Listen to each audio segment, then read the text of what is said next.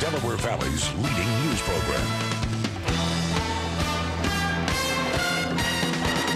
Well, Hurricane Harvey has devastated entire towns and communities along the Gulf Coast, of course, and it's important to remember situations like this can also take an emotional toll on those affected. Health reporter and registered nurse Ali Gorman spoke with an expert about it and why the aftermath may actually be hitting even harder. Ali. Hey guys, yeah, well, when the water was rising, people being rescued, they were in survival mode.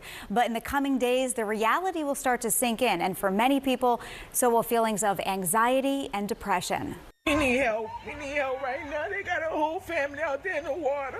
If you've never lived through it, it's tough to imagine. Your home flooded, forced to evacuate, and now staying at a hotel or shelter. We're pretty worried that we won't have a home to go back to. Behavioral therapist Stephen Rosenberg says it's an incredible amount of stress. And as reality sinks in, that rebuilding could take months, even years. He says many could face feelings of hopelessness. That is a situational depression, and it's very, very real because there is nothing there. In fact, after Hurricane Katrina hit in 2005, officials say the suicide rate in New Orleans nearly tripled.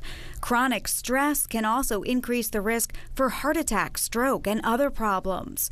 But on the positive side, Rosenberg says humans are adaptable. These people will learn to adapt, but it's not going to be easy for them. What helps is knowing there are options and feeling support from others. As a nation, we are standing really unified right now to do this.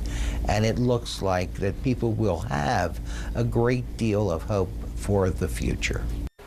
Now, in terms of depression, he says the elderly and people who don't have family or who have very little resources are most at risk, and they're going to need extra help. Action News will be back right after a break.